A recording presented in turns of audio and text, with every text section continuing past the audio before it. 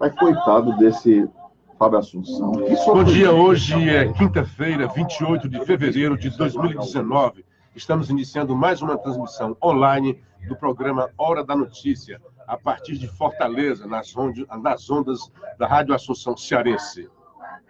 5h58, voltamos já com o Luciano Clever. Por uma foto aqui, outra, a OAB ontem fez a sua entrega das suas carteiras, né, para os novos advogados. Sim. E aqui abraçar a Lívia Chaves, que conseguiu essa conquista importante profissional. Ela já formou-se em Direito, recebeu a carteira de advogado, já está, inclusive, militando na advocacia, inclusive fazendo mestrado em Direito na Universidade de Fortaleza. Ganhou uma bolsa pela excelência das notas dadas pela Fundação Edson Queiroz. Olha, então com a devida vênia, doutora Lívia, né? Exatamente. Então, ela aqui numa foto recebendo a carteira do presidente da OAB, o Erinaldo Dantas. Maravilha.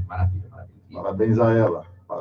Sucesso. Essa menina vai longe. Sucesso a ela e sucesso a Erinaldo. Gente boa, amigo antigo que assumiu aí recentemente a ordem. Aqui na secção do Ceará. 5h58, Luciano, bom dia. O ex-presidente Lula escreveu ontem uma carta endereçada ao Brasil 247 e reconheceu que Zé de Abreu quem escreveu a carta? Presidente da República. Quem escreveu a carta? Um bilhete, o Lula. Não, quem? Lula. Você disse o presidente Lula. Ex-presidente Lula. O presidiário. O ex-presidente. Corrupto, condenado. E Lula reconheceu Zé de Abreu como seu sucessor. Bom dia. Tá aí. É uma associação pai dela. Bom dia, André Capelito. Vai pra cadeia também? Quem disse que o Lula não está bebendo, hein? Alguém disse que não está bebendo. Então, eu acho que ele mandou porre. Bom dia, nossos queridos ouvintes da rádio. Bom dia, Paramuti. Bom dia àqueles que ajudaram a gente a ampliar a nossa voz. Ontem nós tivemos uma transmissão aqui meio precária, né? Foi via celular, as 3 quedas, né? Bom dia para o Henrique Costa, o Aristeu Henrique, a Sandra Cabral, Jesus Alves, o Alexandre Viana, o Olavo Souza, o Márcio Borges e o Grijalva Costa. E bom dia para quem já está aqui no Facebook. Bom dia, Wellington Macedo, diretamente de Brasília, jornalista Wellington Macedo, o Grijalva lá de Ubajara e o Idelberto Gugel. Bom dia, um excelente dia a todos, sucesso nos trabalhos. Essa idiotice do Lula é em cima de uma outra idiotice do Zé de Abreu, que é um idiota, né? Em vários aspectos. Um grande ator, né? Um grande ator. Ele está fazendo uma brincadeirinha. Diz, já que o Guaidó se autodeclarou presidente da Venezuela, eu também posso me declarar presidente do Brasil e vou colocar o Lula como chefe da Casa Civil. O Lula, obviamente, né, mais uma das suas epístolas de Lula aos imbecis, ao do PT, carta de né? Lula aos imbecis do PT. Ao povo do PT. O que acontece na Venezuela? O presidente é eleito e depois ele tem que ser empossado pela Assembleia de lá. Como a Assembleia não reconheceu, porque houve muitas fraudes, né, nas eleições, não reconheceu, não deu posse. Portanto, o presidente eleito, presidente da Assembleia, e o Zé de Abreu não é eleito a nada, nunca nem concorreu a nada, né? Então, o Guaidó, presidente da Assembleia, se autodeclarou presidente, porque assim diz a Constituição. Diz que, não sendo dado posse ao presidente eleito, a Assembleia, aí a sua presidência, ele estava na presidência, assume e chama novas eleições. Então, é uma estupidez em cima de estupidez, essa do Zé de Abreu, e eu só estou comentando porque você chamou, e vendo isso como uma brincadeira, uma piada, né, que eles querem fazer, já que de sério não tem nada nisso daí. Bom dia, doutor Paulo Roberto Nobre, que também está assistindo o programa. Mas eu vi uma manchete aqui, uma notícia ontem, e que realmente está repercutindo. É aquele negócio, quem fala demais pode escutar o que não quer. Apoiador de Bolsonaro e crítico da lei, Fagner tem biografia lançada pela Rouanet. Já pensou? Coisas da vida. E diz a matéria que o cantor e compositor cearense, sou fã incondicional do Raimundo Fagner. Apoiador de primeira hora de Jair Bolsonaro, crítico, quanto mais da Rouanet, da lei Rouanet, terá a história de sua vida contada na biografia Quem Me Levará Sou Eu, elaborada com recursos captados através da citada lei. Em entrevista ao Globo em 2013, por ocasião das comemorações de seus 40 anos de carreira, Fagner disse, em aspas, quem me segura é o povo, nunca achei que devesse recorrer a lei de incentivo. Lei é para quem não tem vínculo com a massa. Para artista que está começando, eu tenho um vínculo com a massa. No dia que isso acabar, em que o povo não me quiser mais, estou fora, completou Raimundo Fagner. Sobre o assunto, o cantor se limitou a dizer: quando olhei, a cena já estava feita, não tive muito o que fazer, mas não gostei e reclamei. Tá aí. Não entendi. É a produção dele ou é alguém fazendo a biografia dele? Né? Porque se foi ele foi lá... A biografia de Fagner foi escrita pela jornalista Regina Etcheverria, que é muito legal ela. A mesma de Furacão Elis, o livro tem o título Quem Levará Sou Eu, então certamente foi a jornalista que foi atrás. Ela já escreveu uma biografia que eu li há muito tempo atrás, na década de 90, sobre o Chico Buarque, que foi uma biografia concedida, né? O Chico permitiu. Bom dia para o Flávio Cavalcante, bom dia a todos, uma ótima quinta-feira. O Carlos Henrique também mandando um abraço, falando que o Zé de Abreu quer aparecer, mas todo ator gosta de aparecer, né? A missão dele é essa. Pois é, mas a Lei Rouanet, a lei em si não é ruim. O problema da Lei Rouanet é o dirigismo cultural que estava por trás dela. Que só as obras ditas de esquerda é que tinham acesso. Tente lá uma obra de direita, uma obra de cunho conservador. Pode buscar uma obra de cunho. Aliás, obras de cunho conservador no Brasil são difíceis de você realmente encontrar. Mas são difíceis exatamente por isso, porque não encontra financiamento para elas. Então, o problema da Lei Rouanet é o dirigismo cultural e o afilhadismo. Então, só quem é amigo do rei que conseguia os financiamentos. Só quem era... E outra coisa, uma coisa muito ruim que tem da lei, é também o seu centralismo. São obras, se você for atrás, o grosso dos financiamentos é o Sudeste, que lá tem também do Sul. Mas o Sudeste, que é Rio e São Paulo, quem comanda, quem arrecada toda essa grana. É como se nós aqui do Ceará estivéssemos pagando para ajudar a arte lá do Sudeste. E tem que ser exatamente o contrário. A lei, o Estado precisa, como diz o Fagner, exatamente para ajudar aqueles que não têm essa condição, não têm contato com a massa, não é conhecido ainda, mas tem um valor artístico. Mas não era isso que geralmente era aferido nos projetos que seriam apresentados para a Lei Rouanet. Assim como aqui também tinha a Lei Gereissati, né?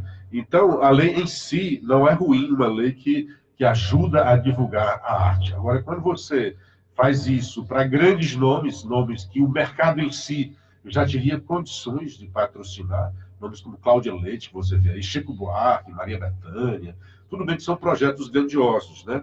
Agora, assim, eu até vejo alguns projetos lá do Sudeste também, de gente grande, mas na grandiosidade, por exemplo, o musical do teatro, André. Sim. Não é fácil você produzir. É muito caro. Mesmo no Sudeste, é muito caro. E aí você vai perder uma obra dessa, um musical. Então, nesse aspecto aí, eu concordo que a Lei Rouanet possa ajudar até aquelas obras e aqueles artistas que já são consagrados.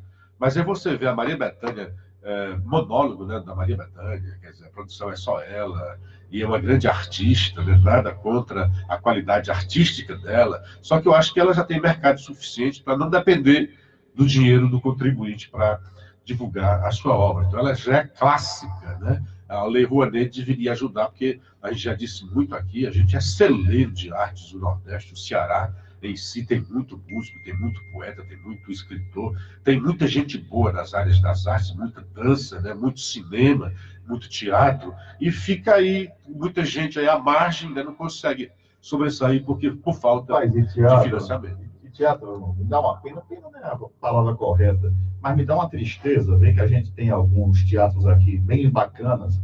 Já assisti várias peças. Tinha domingo à noite lá no Sesc, não tem mais. O próprio Teatro de Arena do Cristos, né, que é difícil ter uma constância de peças. O Rio Mar, o Shopping Rio Mar, fez um teatro maravilhoso, de primeira categoria, que não deve nada a nenhum teatro do Brasil. Mas fica difícil ter uma agenda completa com peças, porque é como você disse, teatro é um negócio muito caro. Infelizmente, o nosso empresariado aqui não chega junto, não arrecada, então fica complicado para quem quer fazer teatro no Ceará. É difícil. A gente vê tanta gente boa, tantos talentos, tantas carreiras que poderiam ter muito mais progresso. É difícil fazer teatro numa região pobre, num estado pobre como o Ceará. Então, a lei em si não é ruim, tá? E é possível que agora no governo Bolsonaro isso seja revisto. Muita coisa está sendo revista. Uma das coisas que não é acabar com a lei Rouanet, é dar mais eficiência para ela e a missão real de uma lei de incentivo à cultura, né? Que não pode ser simplesmente como estava sendo feito o afilhadismo e o centralismo que essa lei acontecia. Bom dia para a Fernanda, lá na Polônia.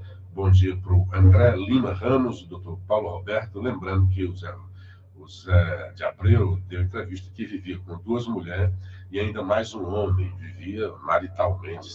Mas não é problema dele. Deve ter sido uma frescurada dele, não acredito nisso. Mas não é possível, sei lá. Tudo é possível. Esse povo é possível, né? Agora, eu queria lembrar aqui sobre a história das mulheres das laranjas, né? Eu, assim, discordando do Renato, assim, não é que o povo foi atrás, ficou atrás, não, porque o Globo já deu. O Globo já deu que eram 18 partidos. Mas no Ceará foi muito boa a matéria, novo, porque, na verdade, a gente cobrou isso daqui. Eu, o Renato, cobramos, nós 3 cobramos do Jornal Povo, que trazia apenas. O Jornal Povo descobriu uma mulher prós, uma candidata prós aí, do capitão Wagner e tal, que na verdade, quando você recebe uma denúncia dessa, André, como jornalista, como editor do jornal, o que é que eu faria, né? Olha, não deve ser só essa mulher. E aqui a gente comentou bastante, olha, e na verdade isso aí são desvios da lei. Isso não existia. Houve uma lei de cota para mulheres, os partidos têm que apresentar, dentre os candidatos naquela eleição, pelo menos 30% tem que ser do gênero feminino. E em 2017, quando em má hora o Congresso Nacional acabou com o financiamento privado, né, as doações privadas para a campanha eleitoral, e aí se não tem dinheiro da iniciativa privada, tem que ter dinheiro público, e aí a coisa é horrorosa, porque quando faziam a campanha, para acabar com isso, não diziam, né? Olha, nós vamos tirar dinheiro, nós vamos impedir que os empresários façam a doação, e essa doação vai ter que ser feita agora, compulsoriamente, por você, contribuinte, que é o dia do Estado. O dia do Estado é o nosso dinheiro. O Estado não tem dinheiro, não fabrica dinheiro. O dinheiro que o Estado tem é aquele dinheiro que ele recebe de nós através de imposto. Então, desde que os partidos vão atrás da iniciativa privada e consigam subsistir de acordo com o seu talento, com suas ideias, que sejam defendidas lá por empresários ou não, por quem queira dar o dinheiro. E não compulsoriamente nós, cidadãos, temos que dar dinheiro. Então, antes, eu era chamado a dar dinheiro para um partido que eu achava que tinha identidade com ele. Hoje, não. Hoje, eu dou dinheiro para todos. Eu dou dinheiro para o PT, eu dou dinheiro para o PSL, eu dou dinheiro para o PDT, porque é um fundo que dá dinheiro para todos. Então, eu, contribuinte pessoal, estou sendo obrigado, compulsoriamente, a doar dinheiro para partido político. Isso é um absurdo. Então, quando foi colocado esse absurdo, que foi a proibição da doação da iniciativa privada, e a doação passou a ser agora nossa, o Estado brasileiro, através de um fundo, a lei também disse, né, o TSE disse, olha, e desse dinheiro, que é do fundo, 30% dessa grana tem que ir para a mulher. Então, se antes os partidos colocavam mulheres só para somar, para cumprir a lei, foi obrigado também a carrear recursos. Porque tem uma certa lógica, né? Olha, você não pode, se a lei diz que você tem que colocar 30% de mulheres, não pode ser só para brincar com essa cota. Então, você tem que dar dinheiro, aí é dinheiro nosso, dinheiro do contribuinte, você tem que dar dinheiro para viabilizar essas mulheres. E como foi dito aqui, não é só o dinheiro que compra os votos. Então, o Jornal Povo hoje traz uma matéria elencando 1, 2, 5, 7, 8, 16 mulheres candidatas que, segundo o Jornal Povo, recebeu muito dinheiro e teve muito pouco voto contra. Isso quer dizer que é laranja? Não sei. É possível que tenha laranja? É possível. É possível que os gastos sejam fictícios? É possível. Tudo que tem que averiguar. Mas, no primeiro momento, surgiu como se apenas o PSL fosse dado a isso, né? O ministro do Turismo lá em Minas Gerais, 4 candidatas, né? Depois candidatas no Pernambuco, que aí teve o caso do Bebiano, Bivar. E aí, depois de muito lero-lero, espuma da Folha de São Paulo, e cobrada pelos seus leitores, a Folha colocou uma só matéria até então, dizendo que havia 14 partidos políticos envolvidos nesta suposta maracutaia. E o Jornal Nacional elencou 18. Mas a Folha, sempre que traz alguma matéria depois disso, até hoje, trouxe apenas uma matéria, sem destaque, dizendo que 14 partidos, outros partidos também, fariam a mesma coisa que o PSL teria feito. Mas sempre que vem à tona é alguma matéria, ou do PSL lá em Minas Gerais, ou lá de Pernambuco. Pois bem, o Jornal Povo trouxe aqui, e aí são 1, 2, 3, 4, 5, 6, 7, 8, 9, 10 partidos aqui no Ceará, que, segundo essa matéria do Jornal Povo, teria supostas laranjas, mulheres candidatas. Seriam 2 do MDB, 3 do PSDB, 2 do PROS, 1 do Avante, 1 do PDT, 1 do PRB, 1 do PR, 1 do PSB, 1 do PTB, 1 do PMN. E, estranhamente, eu não vi o PSL aqui no Ceará. Me dizem que tinha, né? Mas na matéria do Diário do Nordeste, na lista, não tem. Você procura, não tem. Tem até o PMN. E entre essas, 2 curiosidades, tá, André? Sim. Porque se diz assim, não, mas são mulheres que não têm voto nenhum mesmo, e o partido botou lá só para cumprir a lei ou para desviar recursos, né? Mas tem 2 candidatas que já tiveram voto, sim, e foram até eleitas no passado. Não sei se você viu. Luciano, eu vi essa... Uma é a Moema Santiago, do PSDB, e a outra, a Débora Soft, que foi vereadora.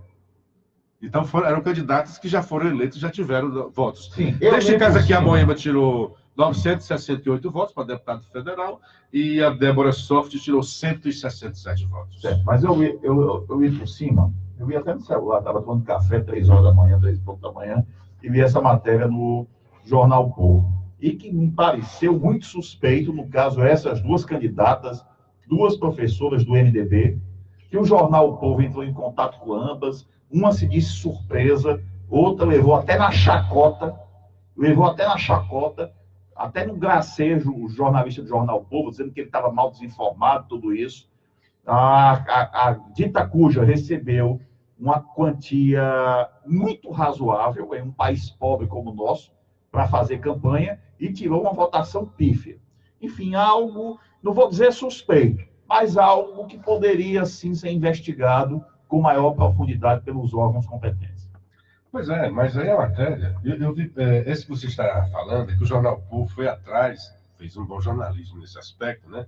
Foi tentar ouvir 2 candidatas, as 2 do MDB. Ele, na verdade, só conseguiu... Não, e a resposta oficial, segundo está no jornal do MDB, foi uma resposta louca, né? De um homem que eu conheço, um cidadão de bem que está à frente. Tá? João Melo. João Melo. É o presidente do PMDB, né? Exatamente. O presidente em exercício, que eu saiba, o presidente do PMDB é o senador Eunício, deve estar licenciado, ou Eunício ou Gaudêncio, enfim. E a resposta do João Melo foi uma resposta que no mínimo ambígua, né? Não, e uma ambígua não, uma resposta que foge ao bom senso, que ele, como cidadão que eu tenho na cota de um homem de bem, ele não teve o bom senso que lhe é costumeiro, quando ele disse que ambas já concorreram em eleições passadas com bom potencial. Bom potencial, pílulas. Uma teve uma candidatura impugnada e a outra teve uma penca de votos. Na verdade, é uma meia-verdade, né? Uma verdade, elas já tinham sido candidatas. Sim. Uma inverdade, não tiveram bom desempenho no passado, né? Exatamente. Senão não tinham sido eleitas. Você pode dizer isso da Moema e da Débora Soft. Não, a Moema... Porque a Moema já foi eleita e a Débora Soft também já foi eleita. É verdade. As duas já tiveram mandato eletivos, né? As demais não. Pois bem, aí o Jornal Povo ligou, né? Uma delas é a mulher, olha, eu não sei nem se você é do Jornal Povo mesmo. Realmente, a pessoa liga para sua casa, eu sou aqui do Jornal Povo. Como é que você sabe realmente que é do Jornal Povo, né? Mas o repórter se identificou, isso é interessante, né? Sou aqui do Jornal Povo, estou ligando por esse piloto. E nos 2 casos, ela dizia, quando dizia que estava desinformada, não, eu não recebi isso daí, não. Então já tem uma suspeita de que está no portal do TSE uma grana que a mulher diz não reconhecer. Tipo assim, os valores não eram esses. Mas digamos que tem no portal 500 mil, eles não recebi 200. Então, se ela não recebeu os 500, quem recebeu o restante? Porque, minha senhora, mesmo que a senhora disse que não recebeu e está no portal esse valor, com certeza foi a senhora. Ela só pode dizer que foi seu advogado, foi quem. Pode dizer quem tem sido, mas quem responde é a senhora candidata. Porque receber a grana, distribuir a grana, é missão do seu João Melo, é de alguém do partido, né, que tenha poder, autoridade, competência para isso. Depois que esse dinheiro é repassado, é de responsabilidade do candidato. Então a senhora prestou contas. E na sua prestação de contas, e só está no TSE daquilo que a senhora prestou contas, está essa grana que a senhora diz agora não ter recebido. Então a senhora vai ter que se explicar para o TSE como é que foi essa grana que a senhora disse que não recebeu e mesmo assim declarou. É como se você, no seu imposto de renda, veja só, você recebe 2 mil por mês e coloca lá no imposto de renda que recebeu 3.500. Como é isso? Vai dizer que foi o seu contador que errou? Não. A informação que está lá é de responsabilidade sua. E aqui cabe bem o que o Bebiano disse. Coube a ele mandar o dinheiro que a lei exigia. A lei exige que o partido destine 30% dos recursos do fundo partidário, esse fundo que já é uma excrescência, dinheiro nosso. Eu sou obrigado, mesmo que eu não goste, mesmo que eu não goste de política, eu sou obrigado a fazer essa doação para políticos que eu não goste, não depende do meu gosto. O governo pega do seu dinheiro e manda para esses políticos, muitos deles até para fazer besteira, né, como a gente tem acostumado a ver aqui. Mesmo assim, você é obrigado a dar o dinheiro. E aí esse dinheiro, a lei diz que 30% dele tem que ir para as mulheres. Aí o que as mulheres fizeram com esse dinheiro, a gente não sabe. E essa aí está dizendo que não sabe, que não foi ela, que está desinformada. Quem está desinformada é ela. Porque o jornalista buscou no site oficial do TSE. Ela é que não está com a informação completa e não sabe a gravidade até do que é que ela está dizendo. Você partindo do pressuposto que todo o processo é lícito, né? Então, por isso que você está dizendo que ela está desinformada. E não outras coisas. Você está partindo do pressuposto que tem que partir que ela é uma pessoa honesta. Até o contrário, eu não gosto. Exatamente. Tudo muito mal cheiroso, esse negócio de candidaturas que recebem uma quantia volumosa de dinheiro para fazer campanha e tem 50, 100 votos, 12 votos, 70 votos. É tudo muito mal cheiroso. Primeiro, assim, eu concordo desde o início da participação da mulher na política. É muito bem-vinda, é muito saudável. Mas daí você colocar uma camisa de força no partido e você criar esses mecanismos que, na verdade, têm servido para desvios, está muito longe do ideal, né? Então, o Major Olímpio agora já está com essa proposta de acabar com a obrigatoriedade desses recursos. Então, o partido político, ele que recebe essa grana, que já é um horror, eu acho que Major, tinha que voltar, tentar ver se volta. Né? Olha, vamos lá, ver se a gente volta de novo. Acaba com essa história de obrigar o cidadão brasileiro a contribuir com a política. A nossa contribuição é com o voto. Mas aí é discutível. Aí se eu como cidadão... É discutível, por isso que eu estou discutindo. Se não for discutível, eu estava calado. Claro. E por que eu digo que é discutível? É porque eu não tenho uma opinião completamente formada a respeito do assunto. Mas eu digo que é discutível porque tem um outro lado da questão. Se a gente não... se a gente permitir também doações outras de campanha, só não um fundo partidário com dinheiro público, pode voltar o que sempre aconteceu. Quem tem dinheiro, os grandes empresários, as pessoas com muito dinheiro, vão continuar dominando a política brasileira, e aí a participação popular continua sendo muito fragilizada. Olha, por que diz que devia acabar com a contribuição pública? Eu acho que deveria ser só a pública, não a privada. Eu acho que tem que ser só a privada. Só a privada. Os partidos políticos, porque nós temos partidos políticos, André, certo? Esses partidos políticos precisam de votos para se manterem no poder. E tem muita gente popular por aí que tira os seus votos e consegue. Então, os partidos vão atrás de gente que tenha popularidade. E os partidos políticos devem defender ideias. E essas ideias devem ser patrocinadas pela sociedade. E assim, por exemplo, Luciano Clever, eu concordo com o Partido A. Então, por iniciativa minha, vou financiar, vou dar o meu dinheiro, aquilo que eu posso contribuir para aquele Partido A. Perfeito e brilhante. Mas isso existe no Brasil? Não, mas não existe nenhuma das coisas. Veja bem. Porque o que se disse quando acabou com a doação privada? Para evitar isso que você está dizendo. Não foi nem para isso dizer, olha, porque são comandados, porque havia muita corrupção. Olha, na primeira eleição, em que acaba com a iniciativa privada e coloca o fundo público para gerir, mesma coisa, mesma corrupção. Tá? De novo, nós estamos aqui com as denúncias de que o dinheiro, antes era o dinheiro da iniciativa privada, Caixa 2, essas coisas que estavam sendo usadas em troca de propinas. Hoje é o dinheiro nosso, dinheiro público, meu, seu, do César, do Paramoti, que está sendo usado para bancar corruptos, para fazer desvios. Então, o que tem que ser, André, é que você não pode ter esses desvios. Teve o desvio, você tem que punir.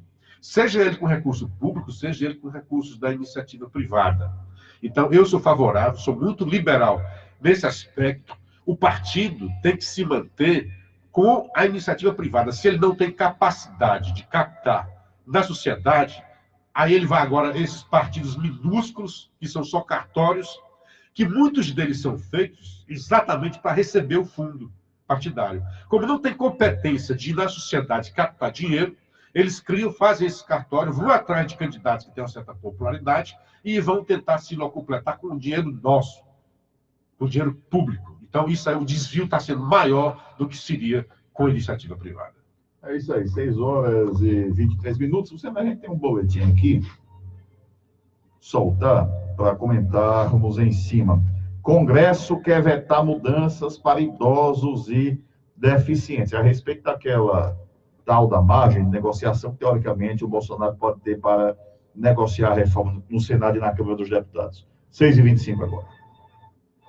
A reforma da Previdência nem iniciou a tramitação no Congresso, mas já enfrenta forte resistência.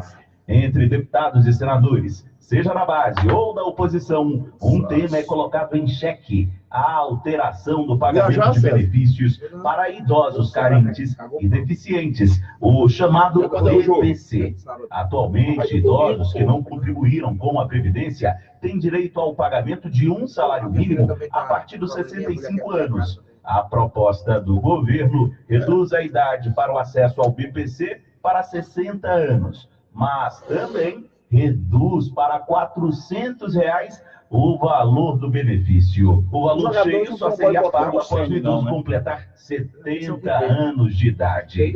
Nesta quarta-feira, os presidentes da Câmara e do Senado se reuniram com o ministro da Economia para discutir os pontos da reforma. Para o senador Davi Alcolumbre, do Democratas, a mudança no BPC é o principal ponto de resistência no Senado. É um sentimento aqui no Senado em relação ao benefício de prestação continuada, que a gente precisa rever. Então, o Senado já quer se manifestar em relação a isso e debater junto com a Câmara as alterações necessárias nesse projeto. A líder do governo no Congresso, a deputada Joyce Helsmann, do PSL, participou da reunião. Segundo ela, no encontro, o ministro da Economia ouviu as ponderações e o sentimento dos presidentes Maia e Alcolumbre. Joyce não quis adiantar mudanças no texto. Mas o governo não está fechado a conversar com os parlamentares, né? Por isso mesmo que nós reunimos aqui os chefes dos poderes, né? Tanto do Senado quanto da Câmara. E o ministro foi muito solícito a dizer que vai ouvir, que quer construir, mas a gente não pode desfigurar a espinha dorsal da reforma da Previdência. Vai ter que digitar o Congresso? Claro que vai ter que digitar o Congresso, mas sem desfigurar o que é a espinha dorsal da reforma. A reforma da Previdência deve iniciar a tramitação no Congresso só após o Carnaval. Agência Rádio Web. De Brasília, Yuri Hudson. É a margem, Luciano, a margem de negociação que o Congresso tem, né? E aqui aquele ponto que debatemos, versa na questão do salário mínimo para pessoas que hoje recebem em condição de pobreza acima de 65 anos. Pois é, a Joyce resumiu. Quer digital do Congresso, mas não pode desfigurar a espinha dorsal. Porque você pode chegar o BPC, né, que é o benefício da prestação continuada. que hoje é recebido aos 65 anos do salário mínimo e está proposto para receber 5 anos antes, R$ 400. O que é que vai acontecer? O candidato, olha, os parlamentares, 400 é muito pouco, né? Vamos aumentar para 600. Tudo bem, aumenta para 600.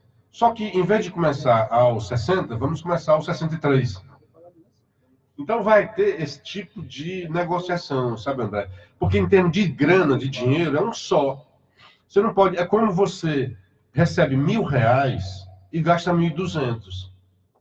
Então, você tem... Quando você fazia isso... Hoje eu estava discutindo com o rapaz do Uber, né? Olha, mas essa reforma... Esse cara, você acha mesmo que vai passar impopular? Eu digo, cara, é como na sua casa. Você tem o seu filho, e ele vai para a balada todo fim de semana, para a balada e gasta tanto nessa balada. Aí você tem um outro filho, ou teve uma outra despesa, né? Sei lá, esse mesmo filho passou na faculdade e vai ter que pagar. E você vai ter que chegar para ele e dizer, olha, aquela sua balada que você gastava 200 por fim de semana, mesada, digamos, eu vou ter que dar agora só 100. Então, isso é impopular para o filho. O filho prefere, não, eu queria continuar gastando 200. Aliás, como eu estou agora com a namorada, que é mais exigente, quer que eu vá para isso, aquele outro, eu queria que isso aumentasse para 250. Mas aí o pai diz, não, eu recebo tanto, de acordo com o meu orçamento, em vez de 200 que eu lhe dava todo final de semana, eu vou lhe dar agora só 100. Isso é o que se chama de realidade, é sair da fantasia. Tem gente que recebe 2.000 por mês e gasta 2.200. Então, no primeiro mês, você usa cartão de crédito, no segundo, terceiro mês, você usa outro cartão de crédito, refinancia. Só que vai chegar uma época que isso vira uma bola de neve, e aí não tem mais cartão de crédito, não tem mais fonte de renda, você está no SPC, e você está muito deprimido na sua vida, porque você vai ter que fazer um corte drástico na sua vida, no seu orçamento. Tem que reconstruir até os seus hábitos. Às vezes tem que mudar uma escola menor, a sua comida tem que ser diferente, para caber dentro do seu orçamento. E quanto mais tempo você leva para cair na real, mais difícil vai ser para você sair dessa dificuldade. Então, o Brasil já levou muito tempo nessa fantasia, nessa farsa de dizer que não há problema na reforma da Previdência. Ah, mas se você cobrar dos grandes devedores, resolve. Não resolve. Ah, se acabar com as fraudes, resolve. Não resolve. Tudo isso tem que ser feito. E agora, essa reforma é um combo. Ela tem a reforma em si, que vai trazer dificuldade, como você disse, vai aliviar para quem ganha menos, né? As alíquotas serão menores para quem ganha menos, e vai cobrar mais de quem ganha mais. Que já existia, isso era uma estupidez, era um fator gerador constante de desigualdade no Brasil. A proposta do Bolsonaro é maravilhosa nesse aspecto.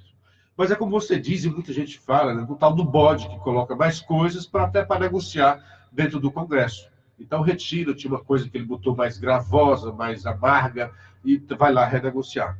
Agora, a despeito disso, André, e hoje está no artigo interessante do William Vac, né, Jair vem para o jogo. Está na hora do presidente Bolsonaro fazer o que o Lula não fez. O Lula navegou na sua popularidade, fez uma reforma grave na época que exigia, mas deixou de fazer outros pontos que alavancou, que travou o desenvolvimento do país e que hoje está sendo preciso ser feita essa reforma também dessa gravidade. Então, o Jair Bolsonaro tem que ir para a rua, tem que usar o seu capital político que ele tem, porque o seu governo, o sucesso do seu governo vai depender claramente do tamanho dessa reforma. Quanto maior for a reforma, quanto mais profunda ela for, maior será o sucesso, maior vai doer no primeiro momento para os brasileiros. Mas ele tem que usar esse capital político, porque ele vai forçar também. Porque hoje é uma disputa, na verdade, André, de narrativas. Vai ser a CUT e a oposição dizer que isso é uma barbaridade, que está atentando contra os mais pobres, e o outro lado tem que fazer a contraposição. O Bolsonaro tem que usar o seu capital político, capital de comunicação, que ele usou na campanha, para explicar, para narrar para o povo e dizer, olha, isso é uma coisa dolorosa, eu reconheço, é como se você tivesse um tumor, e você vai ter que cortar esse tumor, vai doer, mas depois você vai ficar são. Não vai manter aquela doença para o resto da vida, vai ficar bom. É isso que ele tem que ir para a rua e explicar e comunicar para a população. E dizer, eu estou resolvendo problemas sociais. Que o maior transferência, aqui Orlando está dizendo que esse fundo partidário é um dos maiores transferências de dinheiro dos ricos, dos pobres para os ricos. Mas o maior mesmo está aqui na Previdência.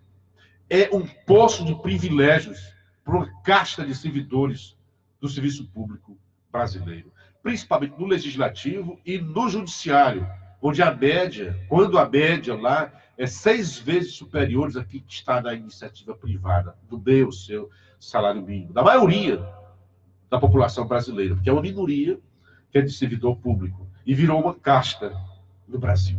Não pode ter essa diferença e esse privilégio, e essa reforma está acabando com esse privilégio. E o Bolsonaro precisa ir para as redes sociais, precisa ir para a televisão e precisa ir para o Congresso tentar dizer, olha, tem que ser feita essa reforma, porque essa reforma não vai resolver todos os problemas do Brasil.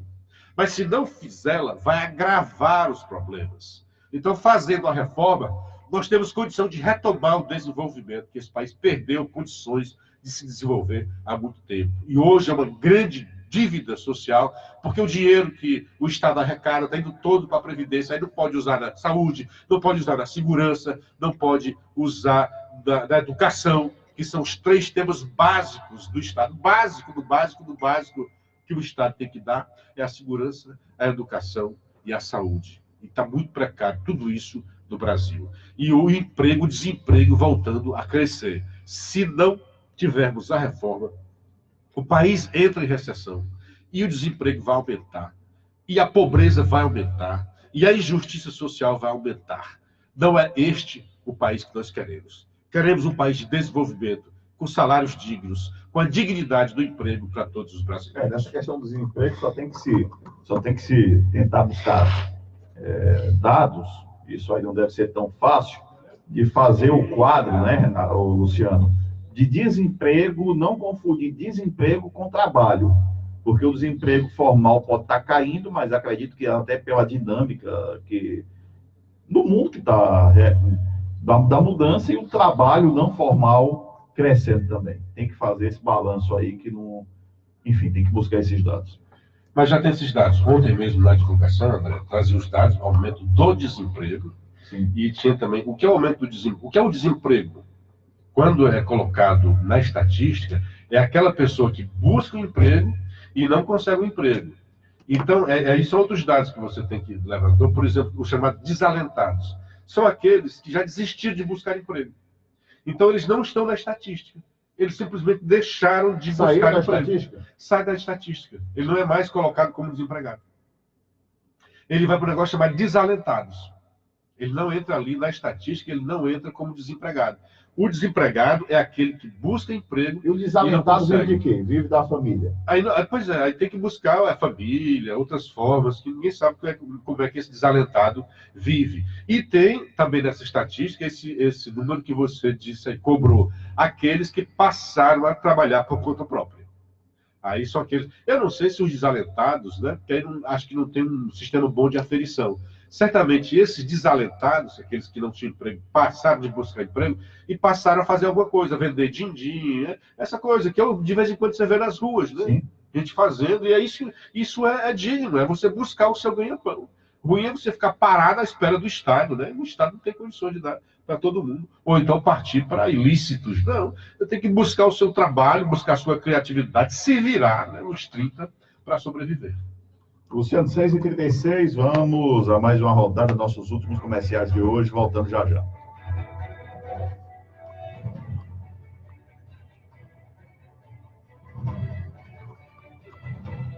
Conheça a Casa Garcia Gourmet, uma empresa dedicada ao abastecimento de produtos e serviços para o mercado, com atuação nas áreas de confeitaria, panificação, sorveteria. Você é dono de sorveteria, de confeitaria, você tem rede de açaí, esse recado, então, meu amigo, minha amiga, é para você. Venha nos visitar e ver a nossa variedade de produtos. Aí me deu uma dica, Luciano, pega um algodão visual, produtos assim de leve, sem cheirar muito. E também contamos com ele recebe a mucosa, para você que quer aprender. Porque o espírito irrita e a reação do organismo para tentar alguma coisa que está irritando. Cursos de bolos, biscoitos, chocolates, muito mais. Lá também Aí você anteontem, encontra cara, eu produtos espirrei da tanto o dia todo. IMAC congelados, com lojas no centro. Imagina fosse morar lá No no SESI, centro, a Casa Garcia Gourmet está de porta aberta para receber você. De segunda a sábado, no horário das 7h30 da manhã, às 5h30 da tarde. Os telefones da Casa Garcia Gourmet. Mas pelo menos aquilo é rinite. 31 Já comeu aqui esse 81 negócio. 2803 ou Tô com a rinite, laringite. 0252. Liga pra gente. Faringite. No sábado, quero lembrar, a Casa Gourmet do Montese abre das 7h30 ao meio-dia. E a loja Casa Garcia Gourmet do centro abre das 7 da manhã ao meio-dia. Eu falei, Casa Garcia Gourmet. Olá, bom dia. Está na hora de falarmos de uma coisa que eu adoro. Tem que urgente trocar esses comerciais. Você também ama. Você vê os outros programas? Vê na mensagem, não está falando. Claro que estamos falando Os outros programas, da IMAC 4 Congelados. comerciais, Essa empresa é um dos nossos. atua no mercado de Se tiver a Rede Bandeirantes, cada comercial é 30 está segundos. presente nos Nossa, melhores quase 2 minutos, 2 minutos, 2 minutos cada um. supermercados da cidade, nas padarias, Só que nesse aqui é aqui. hotéis e muito mais. Com uma É variada 25. opções de Dá mais produtos 2, né? congelados, como o pão francês, o pão francês integral, o baguetinho integral, o croissant delicioso, o pão de queijo, uma delícia, pão hambúrguer, brioche e por aí Ah, o vai. Davi teve lá. Você quer ter essas delícias em casa ou no seu negócio? Não é um menino bom? Então entre em contato Todo mundo agora disse, sobrou mais caro do que o com a outro. IMAC Congelados. Não, O mas telefone é 3878 ele negocia, eu falo com ele. 1212. Cara, ele é muito Gostei muito da conversa dele. é do bem, é um cara do bem. Sociais, e É um cara segue do lá bem. No Instagram, @IMAC Congelados e também no Facebook. Cobrou No 2,5 site, pro programa. Você também pode encontrar Eu mais tive coragem informações de no falar. endereço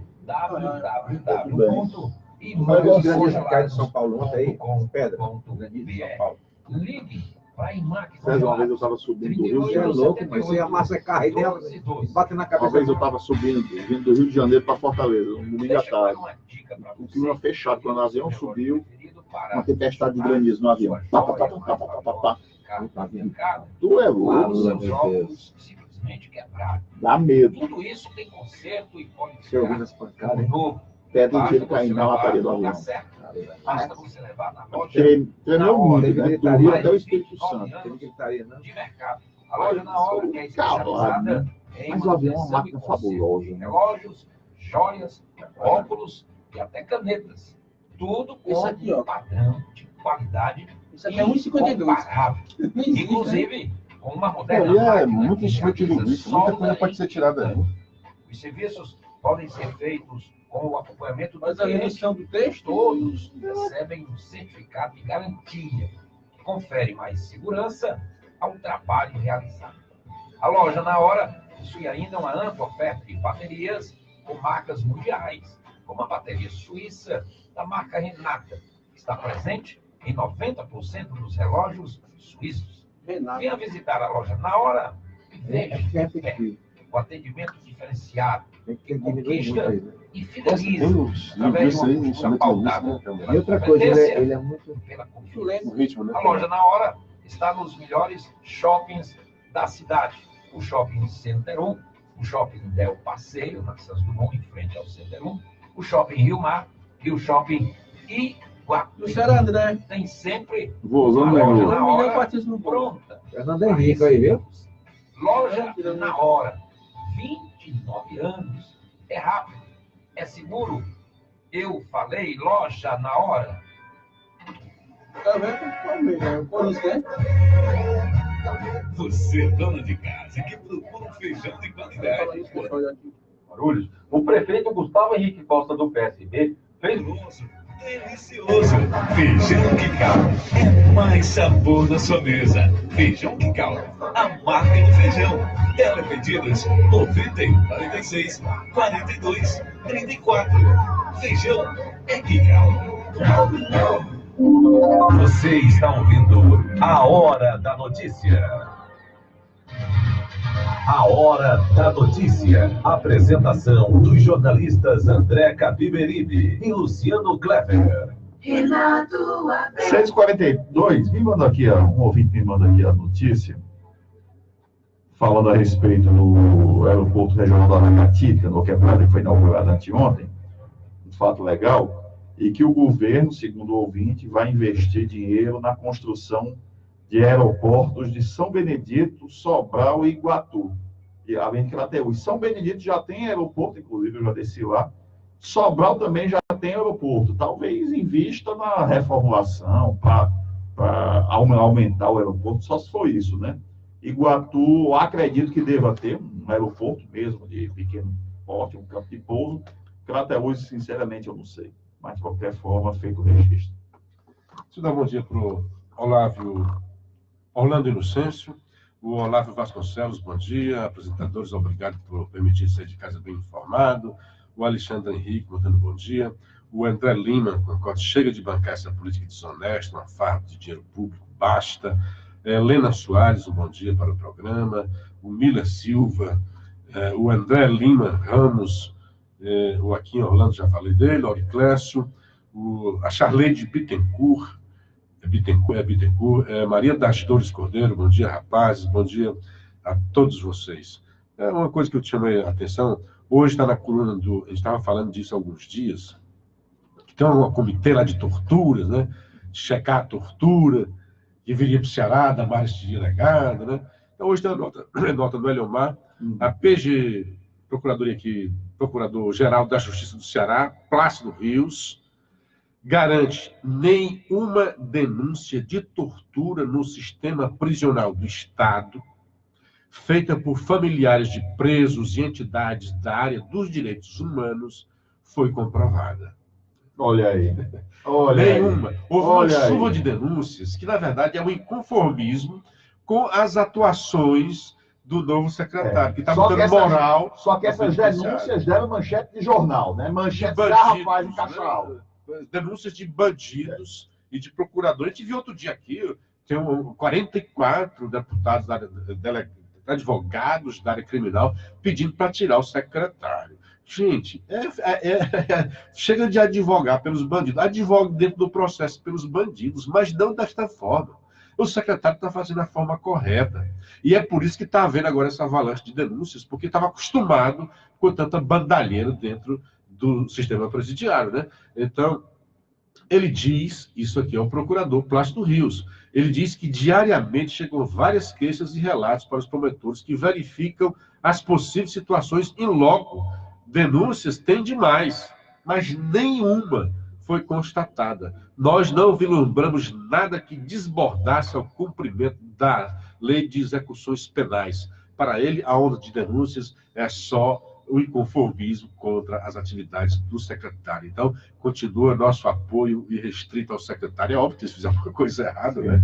Irrestrito assim, porque tem que ter todo apoio, que ele realmente está botando moral. Aquilo era uma esculhambação que existia dentro dos presídios, né, tal. Era um poder estabelecido, né? O cara negociava até com as camas, que é do Estado. A quantidade de celulares, televisão, aquilo, e agora o secretário começou a botar moral. Digo, olha, isso aqui não é um spa. É claro que não deve ser também masmorras, né, em que as pessoas sejam colocadas lá para um tipo de tortura. Devem sim, são pessoas que cometeram crimes e devem pagar a sociedade com a sua prisão. E defendo, como muitos, lamentavelmente, não está na lei, que eles deveriam pagar pelas despesas que eles têm por lá, porque é muito caro sustentar esses caras nas prisões.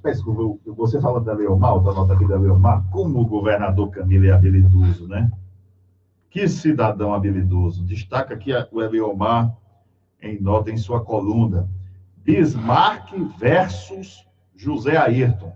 Camilo evita discursos em aeroporto de Canoa Quebrada. Escreveu Leomar. A solenidade do início das operações comerciais no aeroporto regional de Canoa Quebrada, aeroporto Dragão do Mar, em Aracati, no litoral leste, na última terça, foi marcada pela ausência de discursos por determinação do governador Camilo Santana. O motivo é a rivalidade política do prefeito de Aracati, Bismarck Maia, com o deputado federal Zé Ayrton Cirilo, maior liderança lá na região de Canoa Quebrada. Bismarck e Zé Ayrton tomaram as atenções há um ano durante o lançamento do raio do município. Não, quase saíram na porrada, né? Um chamou, o outro disse daquilo, quase saiu no cacete mesmo, na porrada. Sem os discursos em canoa quebrada, Zé Ayrton utilizou as redes sociais para destacar a emenda parlamentar de sua autoria, que liberou 3 milhões de reais e ajudou a construir o aeroporto. E Bismarck, dessa vez, segundo a nota do amigo Leomar, se manteve calado. O Camilo é um artista, né? Nesse aspecto. É um artista. É um malabarista. É um malabarista. Porque nessa campanha, ele teve em palcos, onde a base dele, localmente, era né? Esse caso de Aracati é emblemático. Quase foram aos tapas. Um chamou o outro para os cacetes lá. O prefeito Bismarck e o deputado federal José Ayrton, né? A perda, né, do decoro. O que é o chato da política, rapaz? Eu já entrevistei tanto o Bismarck tantas vezes, como o Zé Ayrton, duas pessoas tão agradáveis, de fino trato, pacatas e, enfim, estão se pegando lá perdem as estribeiras atrás do voto. Né? Bom dia para Jane Azeredo. Bom dia. Finalmente, moral nas cadeias. Parece um spa de regalias. Pois é, tem até a frase aqui do procurador. Para ele, a onda de denúncias é consequência das mudanças que a Secretaria da Administração Penitenciária vem implantando, o que causa, aspas, né? Estou lendo a coluna do Leomar, o que causa revolta dos que comandavam o interior dos presídios e até, olha o que ele vai chamar a atenção, e até de servidores públicos imbuídos de maus propósitos. Não é só, o procurador não está falando só de preso, não, mas de servidor público que também está inconformado com essa mudança, né? Imbuídos de maus propósitos. Cita aqui o absurdo de mais de 2.000 celulares terem sido apreendidos nos presídios. Plácido dá um crédito ao secretário Mário Albuquerque, que, sem alarde, apaziguou o sistema, o que refletiu no fim dos ataques criminosos no Estado, patrocinados por facções criminosas. Aí fica lá esse grupo lá de tortura, fazendo brincadeirinha, quer vir gastar dinheiro, nosso, de novo, né? Vem para cá, vem passear no Ceará, vem de Brasília passear, para averiguar essas denúncias de maus tratos e torturas no Ceará. Precisa mesmo gastar esse dinheiro, com esse cuidado todo, com bandidos? Eu concordo assim, se tivesse realmente, mas está aqui uma autoridade insuspeita, como Plácido, dizendo há muitas denúncias, mas nenhuma delas foi constatada. E resultado, estaria essa equipe, essa turbina lá de Brasília, vem passear aqui no Ceará, suspeitando talvez da Procuradoria-Geral do Estado, das autoridades cearenses, dessa guerra que nós travamos, não só a autoridade, o poder, mas o povo também, que sofreu e deu apoio ao governo cearense nessa luta contra as facções que estavam dominando. Estava tudo dominado, como eles dizem aqui no estado do Ceará. Mandando em todo mundo, mandando na Assembleia, mandando no governo, mandando no Senado, tocando bomba, ameaça, tocando terror em tudo quanto é canto. Cadê? Aí houve aí, a Guarda Nacional veio, a Força Nacional veio, e graças a Deus foi pacificado. E o secretário está aí, foi botado moral no presídio, foi apaziguado, foi pacificado, né? Graças a Deus nunca mais houve isso, esperamos que continue assim, e assim tem que ser, tem que receber apoio. Não vi esse povo aí de Brasília gastar dinheiro, né? Passear aqui no Ceará para checar essas denúncias que os direitos humanos estão fazendo, que os presos estão fazendo. Bom dia para Elizabeth Magalhães. Que saudade de você. Há quanto tempo você não apareceu aqui, garota? Lá de João Pessoa. O Wellington Pereira, bom dia, Luciano, Renato, André, internautas. A Rádio Web Interativo Metro de Maranguape está retransmitindo Hora da Notícia. Então, um abraço para os internautas que acompanham a sua web rádio. Um abraço também para o Edival Filho Ajuda, de Sobral, e o Moisés Magalhães, mandando um abraço para nós, André. Outra ele. Luciano, um assunto que até você que trouxe, a gente não comentou, o ministro teve o carro atacado ontem lá na Bahia, em Salvador, né? Não pode, não pode sair. Foi esse ministro do Temer que está envolto em algumas polêmicas, mas daí a ter sua segurança ameaçada não pode, é o ministro de Estado. Foi o ministro do Meio Ambiente, foi lá para o evento do governo, e foi atacado pelo PCO e pelo MST. Cadê a lei do terrorismo, né? Então, o veículo em que estava Ricardo Salles é cercado durante o evento. PCO diz que que o carro se colocou contra os manifestantes. Olha só. O ministro do Meio Ambiente, Ricardo Salles, foi alvo de agressões por parte de integrantes do MST e do Partido da Causa Operária, o PSO, quando saía ontem de cerimônia comemorativa da concessão do Parque Nacional do Pau-Brasil em Porto Seguro, na Bahia. Salles disse ao Estado que a Polícia Federal abriu investigação para apurar os fatos. Em mensagem no Instagram, o ministro postou fotos e até um vídeo mostrando o carro em que estava sendo cercado por manifestantes. Um deles exibiu o adesivo Fora Bolsonaro, colado na blusa. O titular do Meio Ambiente classificou o episódio como uma vergonha. Após o ataque, Salles seguiu para Brasília, onde participou da reunião do Conselho de Defesa Nacional no Palácio do Planalto. Pois é, como é que faz um negócio desse, né? Cadê a polícia? E aí, como o André estava dizendo mais cedo, é a Polícia Federal, sim, nesse caso aí, que já abriu, já está fazendo investigação. Olha, por favor, né? Que democracia a gente está vivendo? Então, quando a gente não concorda com a pessoa, vai tentar atacá-la fisicamente, constrangê-la fisicamente, é um absurdo. Não, e a pergunta que eu faço, aonde estava a Polícia Federal? Porque um ministro de Estado, quando em atividades de seu ofício, anda com guarda-costas da Polícia Federal. Aonde estavam os policiais federais? Ou estavam com ele e garantiram realmente a segurança? Aonde estavam, né? Ou não estavam? Pois é. Cuidado, né? Porque se o candidato sofreu aquilo no atentado, imagina um ministro aí nessa. Um bom dia para quem entrou em contato pelo WhatsApp 9616-1470, como o Odair de São Paulo e o Elano de Baturité. Tem também outra pessoa aqui que fugiu aqui no WhatsApp. Mas um abraço para vocês, o Elano, o Domingos Neto, o professor Vinícius Moraes, o Elias de Sobral e o Ludilberto, todos eles, o Assis Schwartzman, o Simão Oliveira e também a Sandra, alcançaram a gente aqui pelo WhatsApp 9616-1470. Um bom dia para todos vocês. Luciano, e o Paulo Preto, que você não se posicionou ainda? Não, foi perguntado. Bom dia para Fátima Johnson, lá no Jordão. Ela e seu marido, o vereador, já vereador, o Johnson, lá do Distrito de Jordão, de Sobral. O Paulo Preto é um dos caras aí, tá aí a Polícia Federal andando.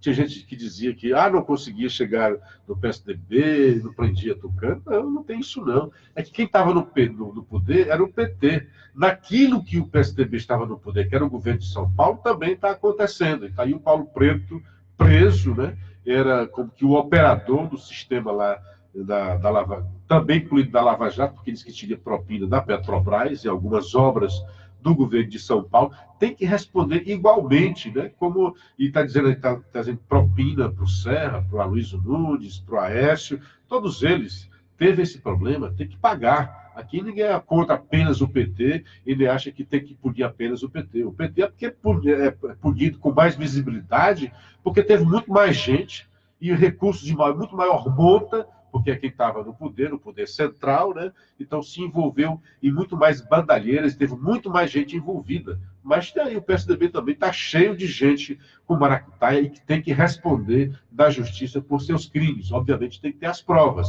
Agora mesmo, ontem, o Tribunal de Justiça de São Paulo, um dos processos contra o Haddad, ele foi liberado, o Haddad, né? Foi absolvido. Olha, não foi provado, porque teria recebido propina da UTC em troca de benefícios. E, na verdade, o próprio Ministério Público concordou que a acusação foi além e, na verdade, a UTC foi prejudicada no governo dele. Isso não quer dizer muita coisa. Pode ser que a promessa tenha sido feita e depois não tenha sido entregue a mercadoria. A UTC pode muito bem ter pago por um benefício futuro, um benefício que não se verificou no futuro, o que não deixa de ter crime. O certo é que o Ministério Público, o acusador, não levantou prova suficiente para isso que foi acusado lá o ex-prefeito de São Paulo. E, portanto, ele tem que realmente ser absolvido. Há outros processos que ele responde. Portanto, tem que responder criminalmente, mas, obviamente, tem que ter as provas necessárias, porque, afinal de contas, a gente está no Estado Democrático de Direito. Bom dia para o Arcanjo. Está perguntando cadê o Face. Estamos no Face. Procura aí Luciano Kleber no Facebook. Sim. Nós estamos tranquilamente no Face, viu, Arcanjo? Como já comentamos, me mandam aqui que o vereador Holiday quer escolta policial é justo. O camarada, né, sofreu. Saiu o laudo, ele foi ridicularizado na época e diziam que aquilo, alguém... Olha, se fosse uma bola de gude lançada de uma baladeira, já seria perigoso, criminoso e arriscado. Pode atingir uma pessoa e trazer sérios riscos, incluindo a morte. Mas, na verdade, o que o laudo pericial comprovou é que foi realmente bala. Foi bala contra o vereador e ele poderia ter sido morto. Então, cabe ao vereador ter que realmente pedir escolta, tem que enfrentar. Ou então vai ter que fugir, vai ter que ficar igual o João Willis, fugir do Brasil, não consigo ficar no Brasil porque estou sendo ameaçado. E também comentado já foi que o Luiz Roberto Barroso determinou a transferência de investigação sobre Eduardo Bolsonaro para a Justiça Comum em Brasília. O filho do Jair foi denunciado pela PGR no ano passado por supostas ameaças a uma jornalista, Patrícia Leles, por meio de mensagem de WhatsApp. O deputado Era a namorada dele, na verdade. Tem um negócio da namorada dele aí. E foram dois casos. Teve o dele do ministro, que o ministro também pediu, o ministro do Turismo, a história das laranjas, lá na investigação em Minas Gerais, da eleição, dizendo que era ministro, que é deputado, portanto, teria foro. Mas o que decidiu o STF é que os crimes que serão investigados dentro de foro por prerrogativa de função são aqueles supostamente cometidos dentro do mandato e em função dele. Digamos que ele seja deputado, já agora, e quando o deputado ele cometeu um crime de estelionato na praça, né, passou no cheque sem fundo, assassinou, né, ele não tem prerrogativa de foro por causa disso, porque o crime não foi cometido em função do mandato. Foi um crime comum e, portanto, vai responder lá no crime comum. Então, se enquadra, assim, tanto essa investigação do ministro, quanto essa do filho do Bolsonaro. É isso aí. Luciano, 6h58, o tempo passou, a gente volta amanhã a partir das 5. Grande abraço, amigos, grato pela audiência, um dia bastante proveitoso e até amanhã, com a graça de Deus. E renovo sempre que vocês partilhem, nós estamos no Facebook, está no meu nome, Facebook, Luciano Clever, sempre partilhado pelo André Capiberibe, o Renato Contato, porque ele não tem Facebook, né? E também vão no canal do YouTube, façam a inscrição, que é uma forma de patrocinar o nosso programa e de ampliar a nossa voz nas redes sociais. Grande abraço e até amanhã, com a graça de Deus.